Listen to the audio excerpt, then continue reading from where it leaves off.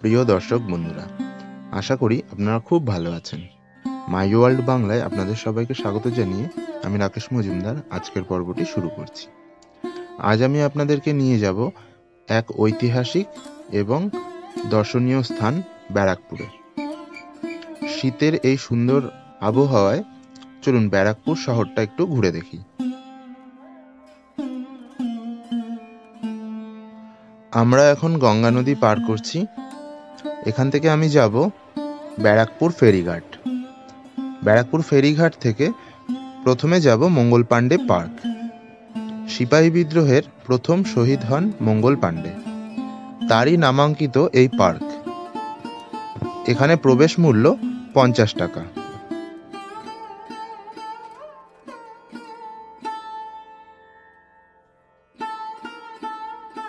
ভারতবর্ষ থেকে অত্যাচারী ইংরেজদেরকে বিতাড়িত করার জন্য 1857 সালে শুরু হয় সিপাহী বিদ্রোহ, যা মহাবিদ্রোহ নামেও পরিচিত। এই সিপাহী বিদ্রোহে যিনি প্রথম শহীদ হন তিনি হলেন মঙ্গল পাণ্ডে।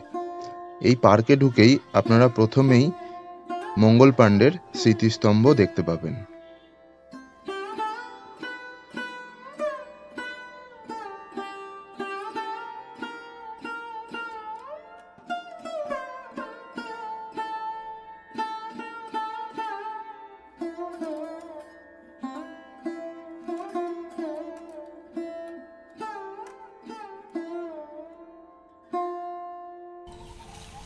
ব্যারাকপুর এই নামটার সঙ্গে পশ্চিমবঙ্গের অনেকেই পরিচিত।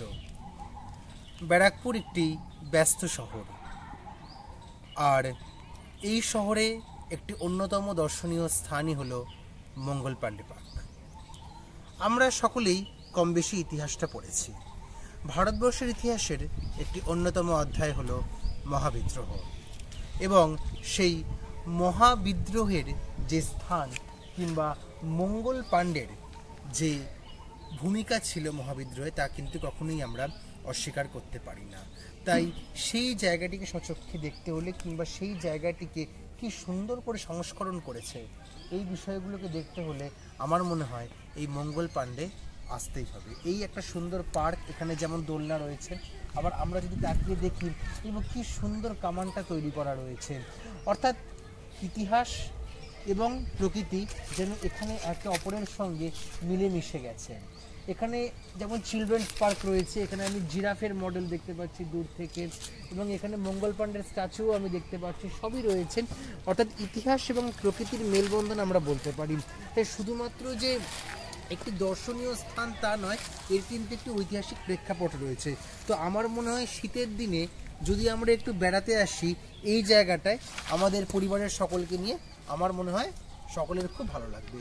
আপাতত আমরা ব্যারাকপুর ভ্রমণ শুরু করলাম, এরপর আমরা দেখব কোন কোন জায়গাতে যাই। আপাতত এটা মঙ্গল পাণ্ডে পার্ক।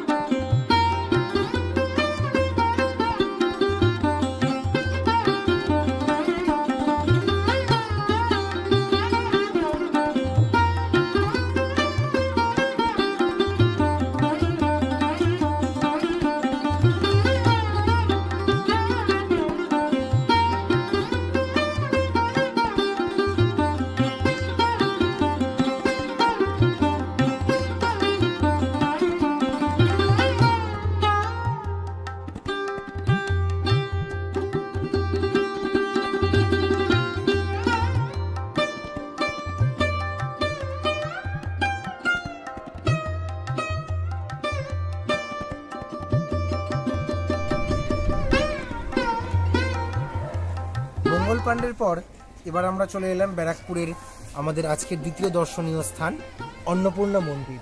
অত্যন্ত সুন্দর, দক্ষিণেশ্বরের আদলে কিছুটা এই মন্দির তৈরি করা হয়েছে এবং এই মন্দিরটায় আমি যখন প্রবেশ করলাম তখন আমার মাথায় এলো এই মন্দিরটা কিন্তু এর আগেও আমি দেখেছি। তো কোথায় দেখেছি? আমি তো এর আগে ব্যারাকপুরে এরমভাবে ঘুরতে আসিনি। এই মন্দিরটা আমি একটি জনপ্রিয় সিনেমায় দেখেছি, আমি নাম বলবো না, কিন্তু আমি জনপ্রিয় সিনেমাতে আমি দেখেছি এবং সেই সিনেমায় তথাকথিত আমাদের বাংলা সিনেমার যারা দিকপাল অভিনেতারা সেখানে কাজ করেছে, অভিনেতা অভিনেত্রী নৃত্যশিল্পীরা কাজ করেছেন এবং ওই যে জায়গাটা সেখানেও কিন্তু আমাদের বর্তমান বাংলার একজন বিখ্যাত শিল্পী বসে গান গেয়েও গেছেন, সেটাও সেই সিনেমায় আমরা কিন্তু দেখেছি এবং অদ্ভুত সুন্দর জায়গায় এখানে ভোগেরও ব্যবস্থা আছে। অন্নপূর্ণা মন্দির কিন্তু এখন মন্দিরটি বন্ধ রয়েছে, তা সত্ত্বেও আমি সকলকে বলবো যে আপনারা আসুন। হয়তো আজকে আমরা মন্দির দেখতে পারলাম না, এরপরে কোনো একটা সময় এসে আমরা দেখব, কিন্তু আমি বলবো ব্যারাকপুর আসুন এবং অন্নপূর্ণা মন্দিরে অবশ্যই আসুন। এখানে কোনো অর্থের ব্যাপার নেই, ভোগের কথা বলছি না, কিন্তু দেখতে কোনো অর্থের কোনো ব্যাপার নেই। আপনারা সকলে আসুন এবং নিজেদের মনকে খুশিতে আনন্দে ভরিয়ে রাখুন। এই জায়গাটা দেখতে আসুন, আশা করছি সকলের খুব ভালো লাগবে এবং খুব শান্তি লাগবে। Thank you.